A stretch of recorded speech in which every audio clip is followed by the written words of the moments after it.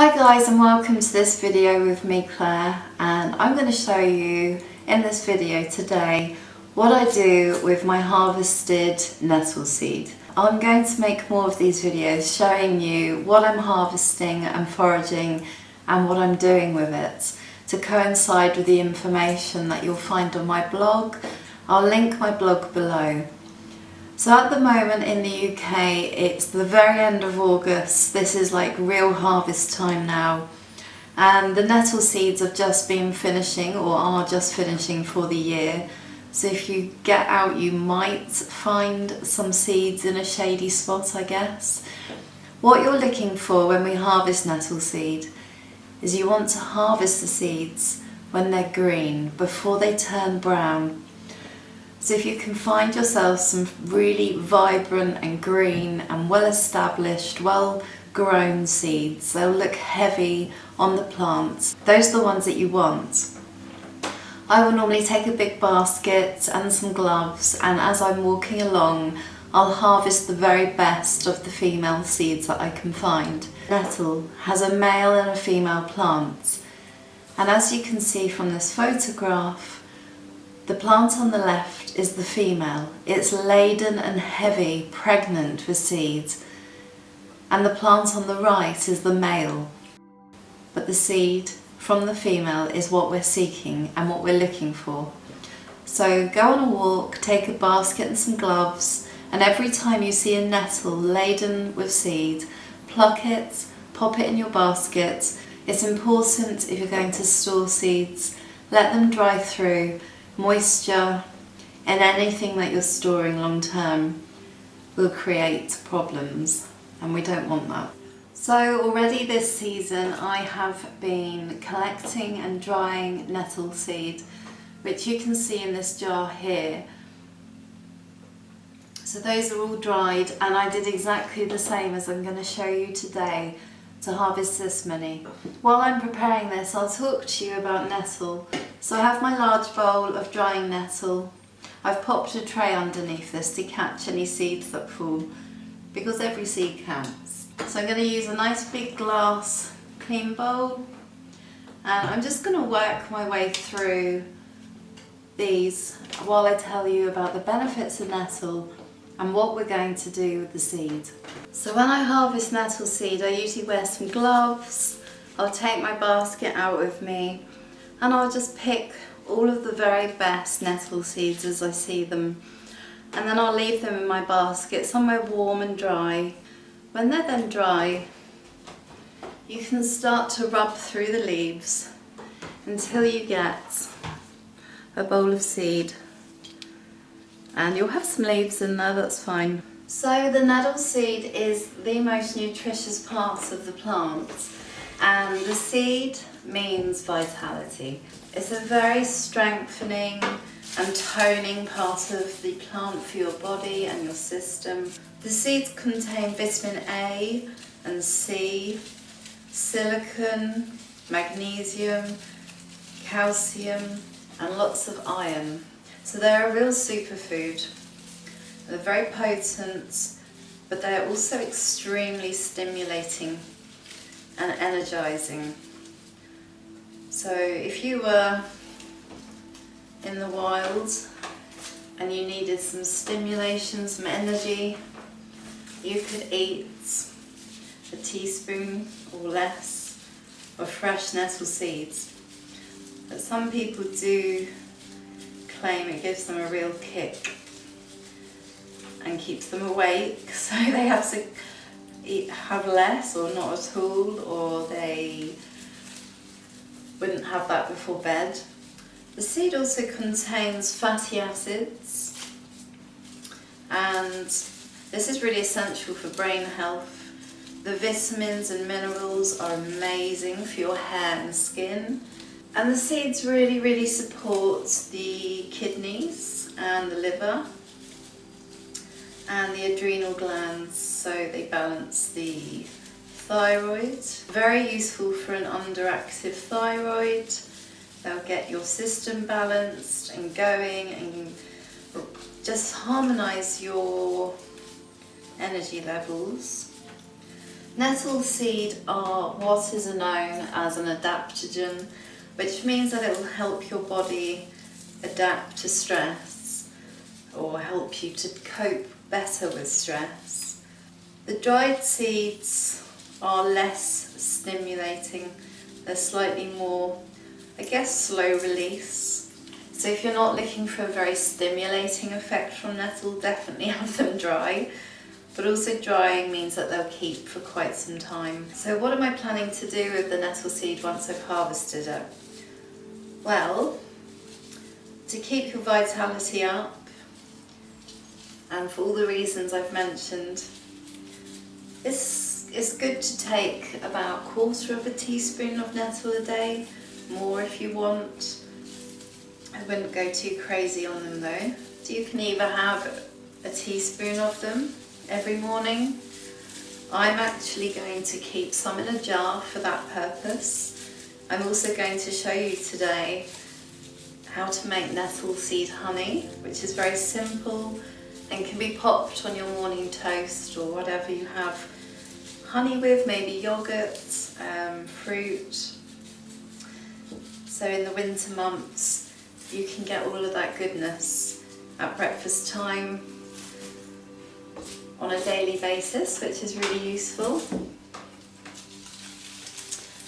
I also like to cook a lot with nettle seed, especially when I'm cooking in the wild. I usually will pick some fresh seed if there's some around, and I will just gently heat it in a little saucepan or something, and it kind of dries out the seeds, and it also toasts them, and they are delicious. Really, really delicious toasted. And then I just sprinkle them on top of whatever we're eating, and I always find that's really good. Okay, so when I've brought the nettle home in my basket, I leave the basket somewhere warm and dry so that everything will dry out, and just leave it in the basket. Maybe put some paper or something under the basket. Lots of seeds are going to fall off, they're already all over the table. And then I work my way through the nettle that I've dried. I always wear some food safety gloves, A for hygiene, and B because I can find some little stings occasionally, even on a dried out plant. Even though people tell you that the sting will completely go when the plant's dried, I think that's true to a degree, but I don't think it's always the case. And if you're rubbing the plant vigorously, trying to remove seeds, you don't want to be getting stung constantly. So I just work my way through the plants into a glass bowl like this. You can see some of the leaves are gathering, I'm getting seeds all over the show. But I will just work my way through them and just keep wiggling off any of those dried seeds. They come off very easily, to be fair. They really do, too easily sometimes because there's such a mess. But the longer you leave them to dry, the better. Don't leave too many heaped up on top of each other to dry unless they are definitely in a basket, because they will go mouldy. Everything that I dry from my foraging, I always dry in baskets because the airflow is really good in a basket, and you can put a basket over something else to get sort of like a full airflow. And usually when I'm drying something in a basket, I will give it a sort of wiggle, or I'll toss it around to get the air moving and to keep exposing parts to the air that aren't dry yet, making sure there's no damp. So once you're happy that all the seeds from your plant are in the bowl, I'm almost there. It's quite a laborious task, but the payoff, obviously, you know, the benefits from the plant are always worth the effort. And it's a nice thing to do, sitting, working with herbs and plants, making things, especially as we're coming into autumn time. So I've still got a few left in my tray here. I'm going to add it all to the bowl. My table's covered in seeds. When I want to separate the seed from things we don't want, I have a favourite sieve for this. I find this metal one is the best. The holes on this are just perfect to keep out the things we don't want, but just to keep the seed. This one is the best sieve I have. You'll have to experiment on your own to figure out what one works best for you.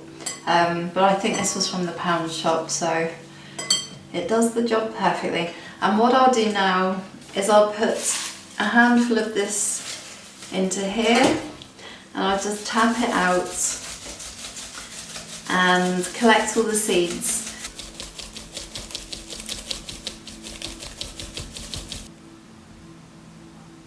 So once we have our finished bowl of dried seeds, I'm going to now add these to the ones I've already prepared this summer. I usually use a spoon to do this, but I don't have one here right now.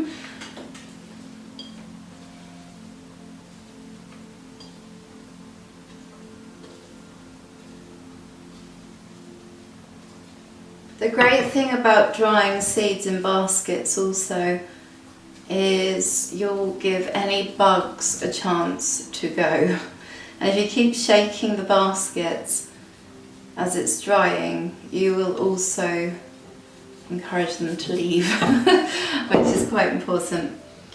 So there we go, I've got now not even half a jar in 2 big walks.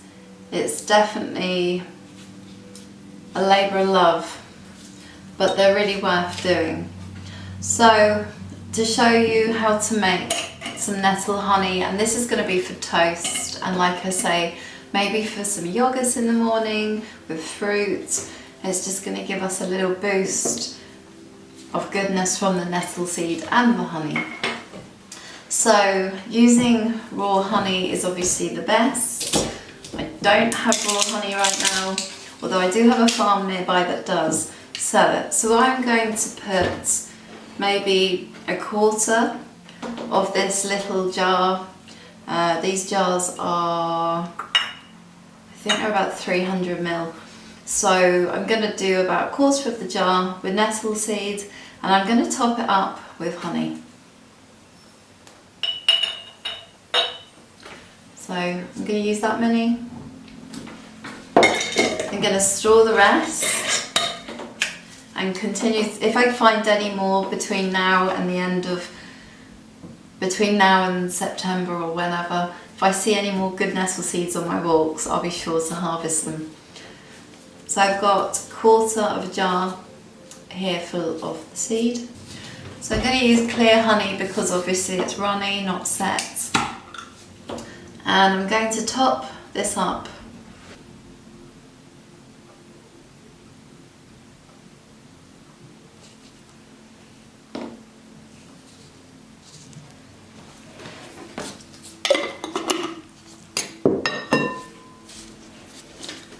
So there we have it. Now what I'm going to do is screw that shut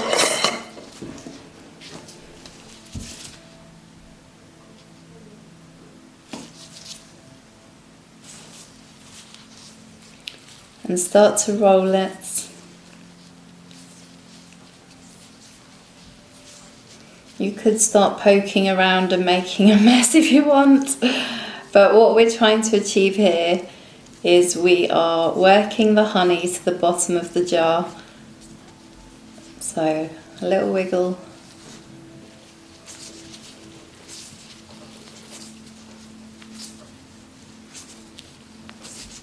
We want to disperse the seeds nicely in the honey.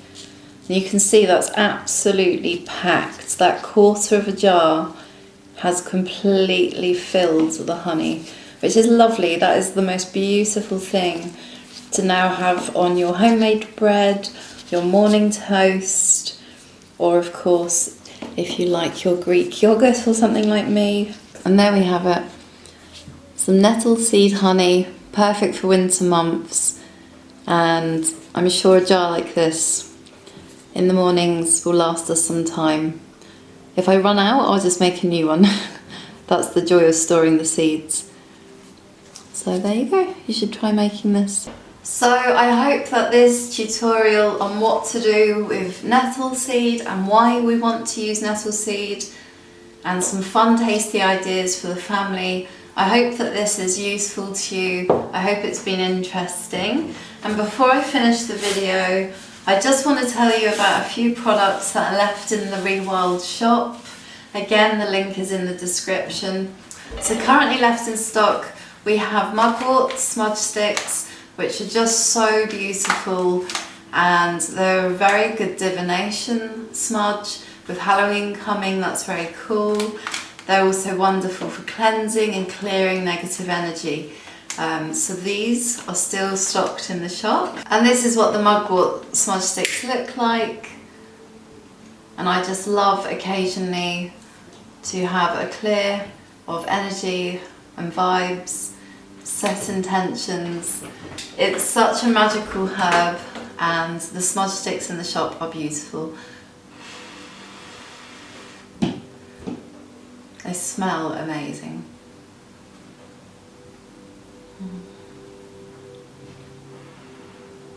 The other last things left in the shop right now are these absolutely divine bath salts. They are so packed with really good quality, soil certified organic oils, really good quality oils, and there's lots of healing herbs in there. These also come with a little bag, a little drawstring bag. So you can put a couple of tablespoons in the drawstring bag, you can place it in the bath and have an incredibly mineral rich healing bath. This is a wonderful product on the shop. I highly recommend you try this one. There are also some jars of the Spring Wild Green Tea left. This is a wonderful mix of plantain and hawthorn and nettle and some green alkanet, and I use this all the time just to make a refreshing, energizing drink. And I also use this when I'm cooking a lot. I add it to rice and dishes, and that's just a lovely little kick of herb and goodness in there. And last but not least in the shop are the organic soy candles. Again, so much has gone into these in the way of ingredients. They're packed full of really nice essential oils. There's real sandalwood, there's real thyme in there. These candles, when they burn, smell so homely and just so magical. I absolutely love these. So there's not many of these left in the shop. So if you head on over to the website, you'll be able to get these. I hope that you enjoy making your own nettle seed honey, and that gives you lots of strength and vitality through the winter. And of course, keeping a jar spare at home is really good. So this is the end of the video. Thank you for watching. If you enjoyed this, please give it a thumbs up, hit subscribe, click the notification bell, and I'll see you next time in my next video. Bye for now.